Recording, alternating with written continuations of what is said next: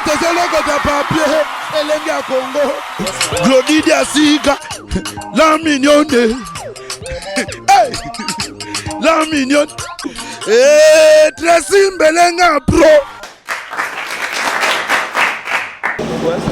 Merci. Après Bandal, Palm Beach, Baoba, Lelo, la team Wata, Héritier Watanabe, Stade de Martyrs, un message. Ouais, tout ça, un Stade de Martyrs, on a la kermesse à Stade de Martyrs. Il y a belé pour soutenir la musique intelligente. Musique à congolais, musique à Banamboka, musique Nabiso. Il y a Bino, il y a Batutu.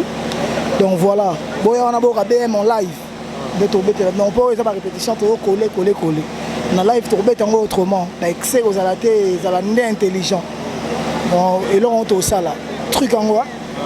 La chose sera intelligente. Ça va se faire intelligemment. Merci. Date Nini? Et ça, bon, vendredi, donc c'est vendredi même, dans le Stade de Martyrs, on a kermesse à Stade de Martyrs. Juste après, on a un OK. Après, on a un scope David Monceau qui va être en vacances.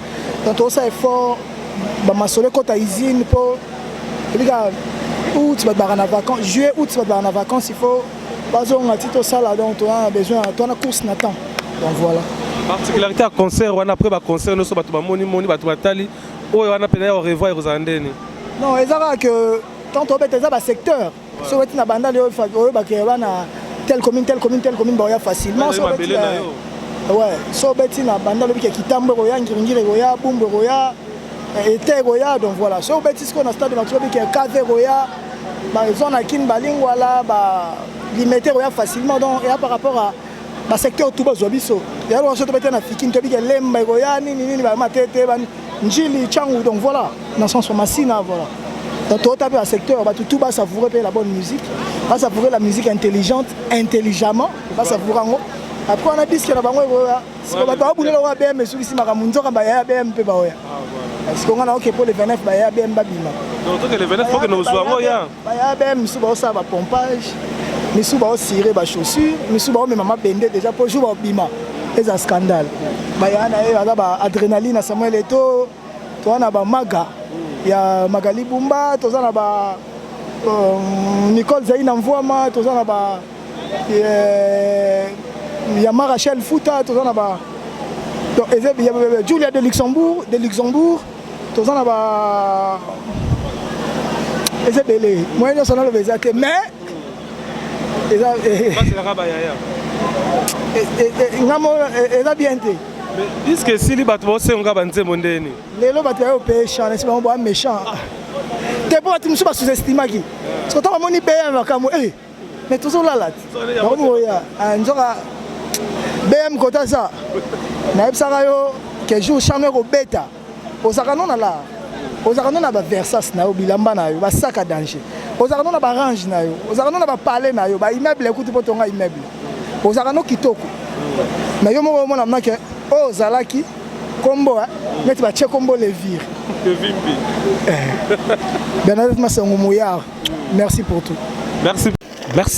Donc je crois nous sommes arrivés à la fin de cette répétition d'aujourd'hui avec la team Wata d'Héritier Watanabe Goga Star. Donc boyoki message au Héritier a passé rendez-vous ce vendredi déjà na Stade de Martyrs, c'est-à-dire kermesse solo là. Donc Héritier Watanabe a Rosalawan avec la team Wata a Robeta Nengazo Beta Betakar, chaque commune, chaque Mamoutou Nengazo Tambola vraiment par rapport à Retirada. Je pense que ma solo est tellement bien. Goga Beti Bandal, Goga Beti Palm Beach, Goga Beti Baoba, Lelo Goga Pesibisopé, rendez-vous. Déjà c'est vendredi dans Stade de Martyrs, on a kermesse solo là. Donc, et puis il s'envole pour l'Europe parce qu'il y a un voyage déjà. Déjà merci. Nabino tout Botali Biso, répétition Yangwala Botali vraiment et sali bien. Je salue tout le monde au Botala Biso, Niki Poutou, Maman Nameliette, Riri Goga la star sans micro, grâce Bilonda Miss Alma Motema Silva Mabanga, merci Nazola Roubien à 4 étoiles depuis quelque part na Mikilouana, merci na Bijou Bafosette Amélia, le première dame Maman Nakritis, merci na Jenny Amba de Switzerland, merci na Irène Kachala Motema Shanga Abou Pianae des Alakara, merci na celle qu'on appelle Edwige Kabouikou La Madra, merci de la part de Sandra Sandy Lafleur, merci Damino Toubotali Bisso, Mama Godengo des États-Unis, Géraldine Suika, Ririgo Galasta, Samikro, Lissi Lokonga Motema, les banquiers Blaise Boukaka, merci. Na Charlène Chao Tangue, na Pesibino Tumbo, Hervé Rome Majestic, par rapport à G. Je vous salue et on se retrouve prochainement avec une autre numéro. D'ici là, portez-vous bien avec la team Wata d'Héritier Watanabe. Check. Merci.